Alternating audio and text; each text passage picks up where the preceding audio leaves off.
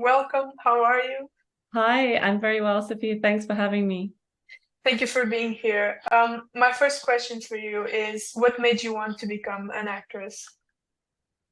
I think I always loved drama classes, and I felt very comfortable on the stage. It felt like like a really great place to be. And I love movies and TV, and always wanted to be part of that as well as theatre, telling stories. So yeah, it was just something that I always enjoyed doing.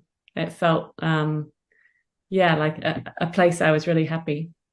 Did you ever want to be something else, or have you always wanted to be an actress?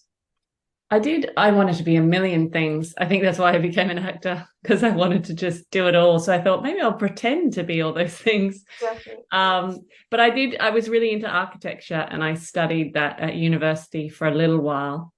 And then I didn't really have an opportunity while I was studying architecture to do any acting. And I really missed that. So then I left that course and decided to do acting, study acting, and I went to drama school.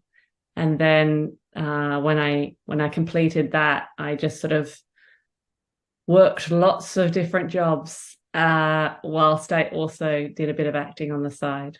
And how was your first acting experience? My first professional acting job, or just any acting job? Um, you can say both if you want to. I think my first ever acting job was probably in like kindergarten when I think I was an angel in the nativity play.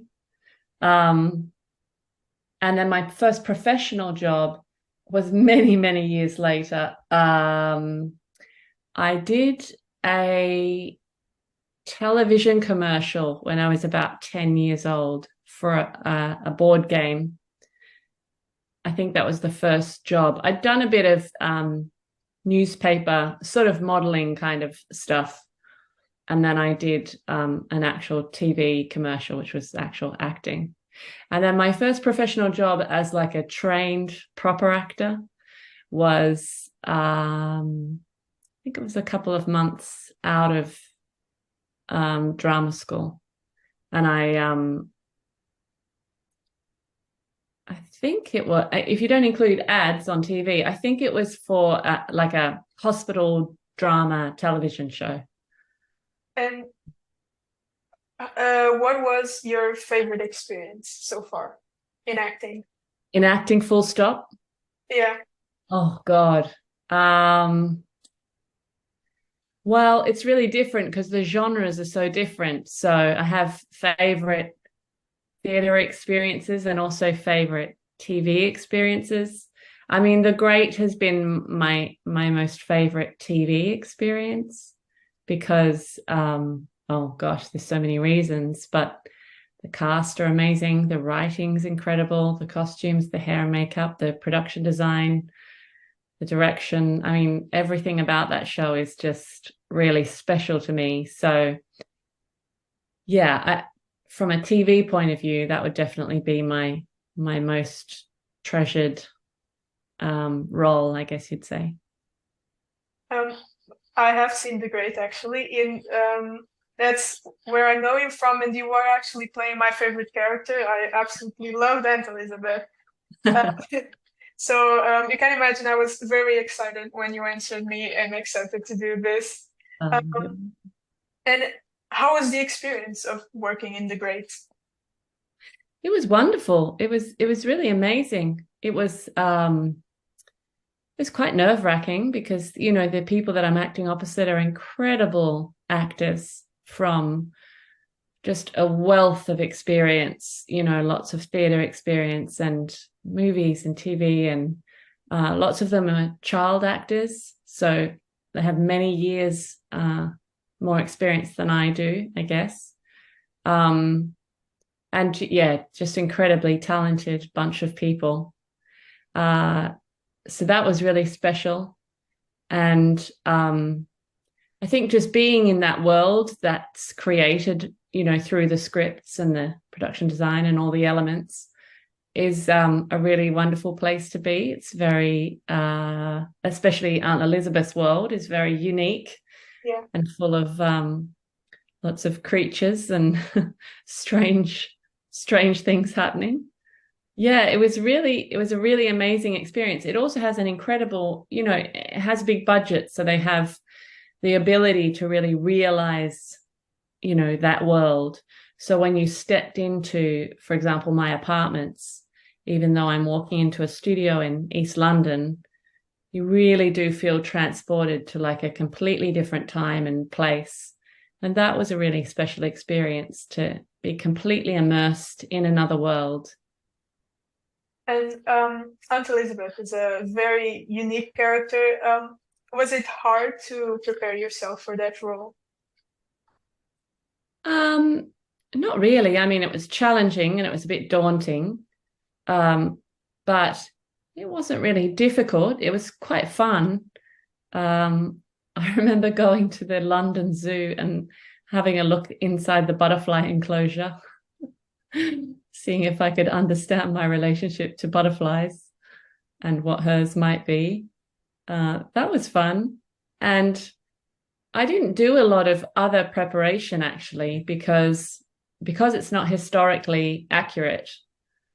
I didn't really feel the need to do research into Russia or, these characters. I mean, there was a real Aunt Elizabeth, but she was quite different to my character. So I didn't really think that would serve me. So I didn't do any kind of historical research, but I think I just thought a lot about her relationships with the different people and how differently she felt about each one. I put a lot of work into sort of figuring that out, and then obviously, working on the text, so learning my lines and trying to personalize experiences which haven't happened to me, obviously, but you have to make them seem like they have. So you have to do a lot of work in terms of trying to bring those relationships into a kind of a reality where it feels like they have happened to you, if that makes sense. So lots of kind of just imagining things and wandering around the park near where I live, learning my lines and talking to myself. And I saw in an interview that Elle Fanning and Nicholas Hoult, they said you were the one that was most similar to your character. Do you agree? Do you consider yourself to be similar to Aunt Elizabeth? I guess so. I don't know whether that's a compliment or not from those two. Yeah, look, I am in some ways, I think. I'm a bit of a weirdo. Yeah, I guess I am similar, I suppose. But I mean, I'm also very unlike her. I don't kill small children. And some of her escapades are pretty unusual. So yeah, I mean, we're similar in a way, I suppose. I'd be curious to know what they thought we shared in common. That would intrigue me. I should ask them, actually. And then you can share, because I'm also curious. Yeah. I'll text them, find out. Be like, what is this about? I'm sure it's a compliment, though. It's a very fun. Hope so. And do you have any upcoming projects you can share with us? Any upcoming projects? Well, I just wrote and directed my first short film, which I'm just sort of entering into festivals at the moment. So that was really exciting. Being behind the camera for a change. I hadn't done that before. And I have a comedy series that I'm writing with a friend. So I'm sort of working on that again. And what else do I have planned? That's about it. I'm auditioning for some things here and there. There's a few things sort of lurking in the shadows. Yeah, just sort of generally quite interested in pursuing sort of, I mean, obviously acting, because I love it.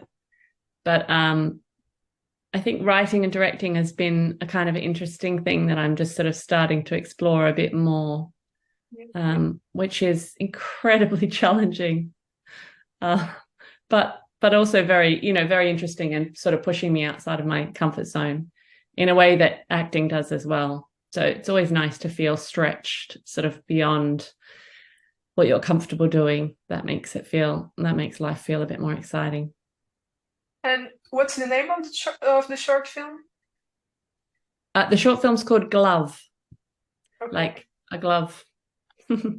I'll be sure to check it out. I did some research before the interview, of course, and I found nothing about it. I'll check it out. No, well, it's not really out in the world yet. I've only Yeah. literally just finished it. So I literally finished it this week. So it will take a while to kind of find its way into the world. But yeah, hopefully you'll see it around at a film festival somewhere. I'm sure when it's out, I'm going to be there. I'm going to check it out. And my last question is something I always ask people I interview, because the people who usually watch this are around my age, are young. And so it's always good to hear from professional actors, writers, directors, tips for someone who wants to go into that world. So do you have any? Any hot tips for being an actor? Gosh, from my wiser old age, I would just say, I mean, do you want like general vague tips, or do you want like specific tips? I think so far I've been getting more general, so maybe a specific for a change. Okay, specific tips. I think it's really good as an actor to be to have faith in your particular thing that you bring to the screen, to sort of have a good understanding of what that is, so you know how you naturally present, or the sort of energy or vibe that you give off. So you can dampen that down or increase that according to whether it suits the character or not. But also to have faith in your role as a performer and what you're going to bring, in terms of just sort of having the confidence to take your particular angle on a role and really lean into that. Don't be afraid to shy away from that. I think when I was younger, I spent a lot of time trying to strip myself out, or, like trying to sort of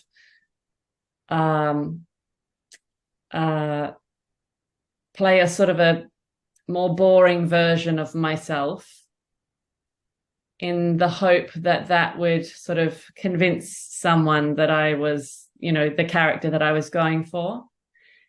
And I think ultimately directors just really want to see you, and they want to see what you have to offer.